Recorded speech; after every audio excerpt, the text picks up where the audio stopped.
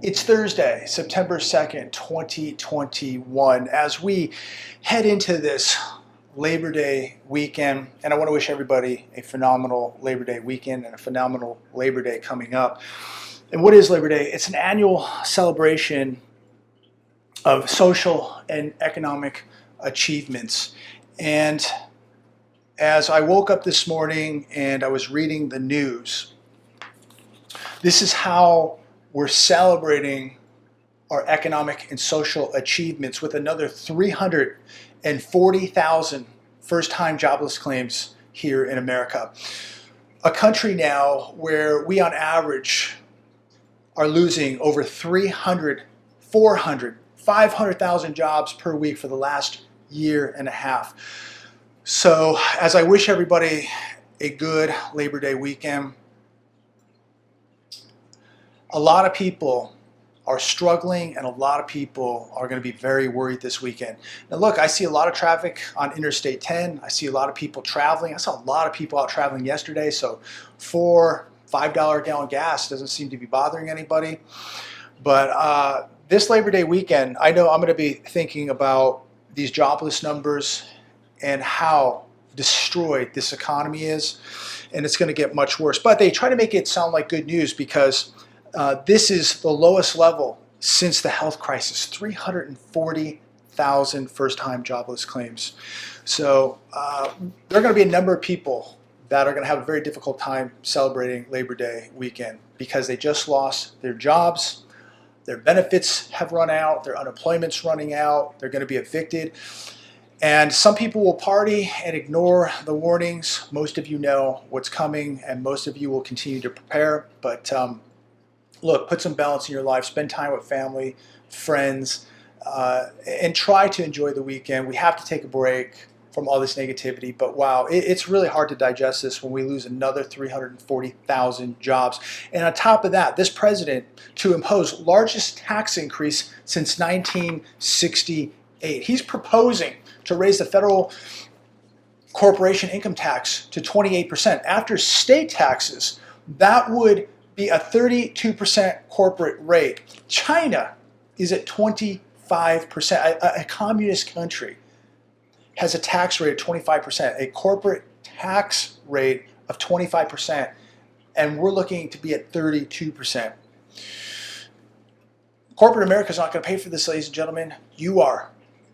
Your family is going to pay for this. Jobs will be sacrificed for this. Wages are going to be sacrificed for this. Goods and services, no doubt, are going to continue to go up, inflation going up, and as taxes go up, companies are going to cut the fat. They're going to cut wages, they're going to cut jobs. This is looking to be guaranteed. Creation of a second death tax. This will raise capital gains tax to 43.4%. The repeal step-up basis, this will destroy family business and cost many more jobs. And the list goes on with this tax increase that they're planning to do.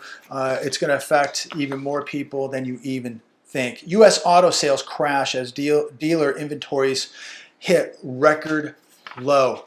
But stock market at all-time highs. Larry Kudlow on Fox Business today said that the economy is booming, but car sales are down 18% year over year. SUV sales down 15% year over year. Pickup truck sales down 24% year over year. Ford sales down 33% year over year. GM sales down 39% year over year. Economy booming, right? Of course, a lot of this has to do because they can't get the chips, because we're dependent on other countries for those chips. We don't make our own chips, and we really don't even make most of U.S. cars here in America anyways. What's going to happen to all the jobs that are dependent on those dealerships selling cars? The car salesmen, the people that service those dealerships, etc. What's going to happen to these jobs if they don't have inventory? Automakers, if you're down 33, 39%, there's no doubt you are laying off workers. You cannot just have people sitting there at an auto plant doing absolutely nothing. So we're going to see auto workers laid off. None of this is good for the economy, but the stock market doesn't even care. It just continues to go up. It ignores the fundamentals. It's ignoring Main Street. It's ignoring reality. People don't care. If people are making money in these markets, they don't care what's happening to this economy, but they're going to care because this is going to come to an end sooner or later, ladies and gentlemen.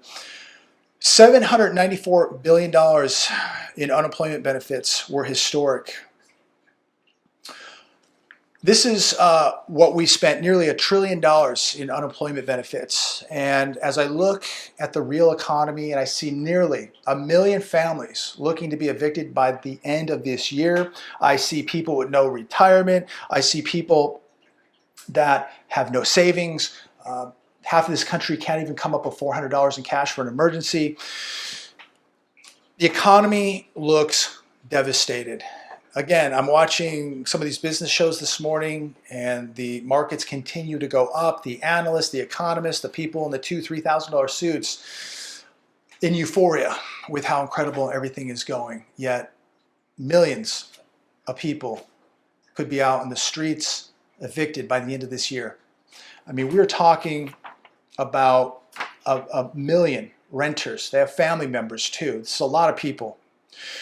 CNBC, an article that came out in August, came across this today. Many Americans couldn't afford a $400 expense prior to the health crisis. How stimulus checks changed that. Many were financially squeezed before the health crisis. 2019, 41% of households ages 25 to 64 could not cover an unexpected $400 expense. One reason in this article, they blame credit card debt. Household debt is now on the rise as the stimmies and the benefits run out. These same people back in 2019 who got some relief with the stimmies and the benefits, they're going to be in more trouble than ever. These same people, many of them, did not save any of this money. They splurged. They wasted it. And they're going to be in more trouble than they were in 2019. Now they've acquired even more debt than they had back then, living off the gravy train. And now the gravy train is going to wind down. And as it winds down, one thing I want to share with you is I was driving down Highway 111 in Rancho Mirage today, and they're building a brand new In-N-Out hamburger restaurant. And there was a sign there, taking applications now. And they're paying $20.50 to work at In-N-Out, to cook hamburgers, to cook French fries. $20.50. Walmart, I was reading today, is paying people $16 per hour. So what I'm saying here is, you know, people say that they can't buy any silver, they don't have any money, they can't buy any extra food, they can't have a cash reserve. All you have to do is go work an extra few hours a day. You could go to In-N-Out, you could go to Walmart right now, and you could be making $16 or $20+ an hour at one of these joints. And stop making the excuses that you don't have any money, you don't have any silver, you don't have any cash.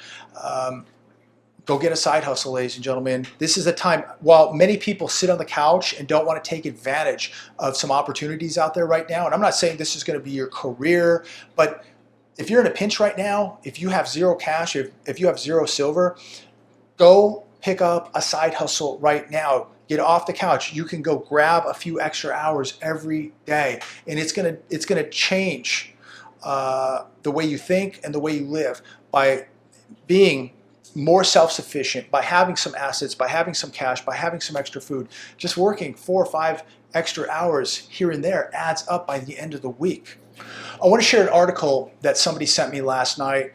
This comes from Gerard, and I want to thank you, Gerard, for sending this to me. We talk about banks. We talk about holding your own money. We talk about holding assets. If you don't hold it, you don't own it. St. George Bank customers furious as money disappears from accounts overnight due to technical glitch. The Westpac-owned banking giant has a large number of branches and ATMs across Australia and even India. Thousands of customers had their bank accounts drained. Some accounts were even overdrawn. Recent transaction histories have not been updating. A single mom in this article said she has been stuck at home with her 5 kids, one of them 4 weeks old. She cannot pay to get gasoline. She cannot pay to buy food. Her money is in this bank. Her balance is zero. She cannot get her money out. There's no money in her account now. It's been drained. She cannot feed her kids. People cannot send or receive payments. It's been going on for 7 days. No access to money. You trust your banks with your money, and they leave your account with zero. So people going on a week that can't feed their kids, can't put gas in the car, can't do transactions, can't make payments, can't receive payments. Again, this is not a tiny little bank, ladies and gentlemen. St. George Bank, Australia. Check this out. And again, this is another reminder of why if you don't hold it, you don't own it. Another reminder. People, laughed when I said, don't keep all your money in the bank. The bank can take it. People laughed at that video, and I don't understand. These people right here are not laughing. These people right here now can't pay their bills, can't feed their kids. They're not laughing. How quick things can happen. That doesn't, they're blaming this on a glitch, but how do we know it's not a cyber attack or a ransomware? Are they really telling the truth, or is it a glitch? And why are we seeing so many glitches as of late? But again, glitches, ransomware, cyber attacks, grids going down, you name it. Is your money really safe? Should you be keeping a majority of your wealth in a bank? That's something that only you can answer, but it's something that you all need to really, really think about. Central banks can't taper. Another article today. You should be very worried about this, ladies and gentlemen. We just witnessed the biggest fiscal and monetary stimulus in history, and take a look at what we got. Customer confidence has plunged to levels that we haven't seen since 2016. Retail sales fell in July. We'll see what the August numbers are. Unemployment and industrial production data has been nothing but disappointing. Labor participation rate is at 61.6. This is at 1980s levels. The total savings rate as a percentage of disposable income has nearly vanished. It's gone from 33.8% to 9.4%. Ladies and gentlemen, they are doping the economy. They are doping this economy to try to prevent a depression, and it's not going to work. Take a look around what is going on. Listen to some of the numbers, the stats I'm giving you today. All this money, all this doping, it's not working. Things are getting much worse. They can draw it out, but the inevitable is coming sooner or later, and sooner. It's getting much sooner. We are getting much closer than farther to the inevitable, ladies and gentlemen. New York City paralyzed, 9 dead as Ida remnants unleash once-in-a-century storm across Northeast. New York City paralyzed, power out, it's flooded. Again, when we talk about the banks, we talk about 1 million people without power in Louisiana. Now New York City paralyzed. These people who laugh that we talk about preparations, having extra food, extra water. Oh, nothing bad will ever happen. A lot of bad things are happening right now. Fires, tornadoes, floods, power outages, hurricanes, heat waves. It goes on and on and on. It's a matter of time before you're affected or I'm affected. Are you ready for it? Do you have food? Do you have 30 days of food and water put away? Do you? While people are out partying this weekend, getting wasted, doing nothing productive, and I know it's a holiday weekend and I have nothing against people going out and having a good time, maybe you should think about saving some money, taking that money, and putting some preparations away for your family. How many people I see driving down with the sand rails and all the toys and the boats, which I don't see as many as I used to, but those people, I go, oh, the truck is probably 7 years of payments. The boat is probably 15 years of payments. The sand rail, I don't know how many years of payments that is. And then they got to put $4 or $5 a gallon of gas in these things. And it's like, wow. I mean, people just, I don't know how they sleep at night. They just continue to acquire debt. And this is the worst possible time to be acquiring debt. Again, I'm not opposed to anybody having a good time or celebrating. If you've got a beautiful boat or a sand rail and you can afford it, more power to you. But how many people can really afford it right now? I take a look around. I'm reading these numbers here right now. And when you look at literally half this country doesn't even have $400 saved up, and this is before the crisis, something's not adding up. And the TV certainly isn't showing you the shortages at the stores. They're not talking about the food shortages. Farmers who are not growing crops, being paid not to grow crops. The shelves empty of food, empty of supplies. Many people have written to me. They're seeing this in their areas. People in other countries have written me seeing the same thing. Something is definitely going on. But when I turn on the TV today, everybody's just joyous and euphoric about how great the stock market is doing. But why are the shelves going empty? And we have all of these containers and all of this product sitting in Long Beach. It's going to be sitting there for weeks because there's nobody to drive it, nobody to take it out of there. It's just piles and piles of product there. And we have a supply chain meltdown taking place right now. 48 cargo ships off the coast here as I make this video. And those ships will go back empty. And of course, workers are manufacturing in those countries, but here people will party, they will drink, they will not think twice about 48 cargo ships unloading product here, manufacturing jobs overseas. I'm almost at a loss for words with how comatose the average person on the street is at this point. I really am. They are so blind because they look at their 401k, they look at their home value, okay, that's been propped up by the Fed, injecting all this money in ultra low rates. So their home values have been propped up, and so they're wealthy because their home has gone up in value. They're wealthy because their 401k has gone up. Question is, how long will it last, and will they ever see their money? How quick these markets can turn, how quick your 401k can take a haircut, how quick the housing market can cool down very, very quickly until we have a bubble bursting and people are running to the exits and it's too late and they're upside down. So, people are measuring their wealth because the value of their home went up. They're measuring their wealth by their 401k. They're not measuring their wealth by by the assets that they really hold. Their home is still debt. They miss a payment, they're in trouble. They miss taxes, they're in trouble. When this bubble bursts, all that wealth that they depended on in that home, because that's their ATM, it's going to vanish. It's going to vanish quickly. And we're going to see 2008 on steroids on top of a Great Depression. I'm going to leave it there. Have a safe weekend. Remember, have some balance in your life. Have some fun.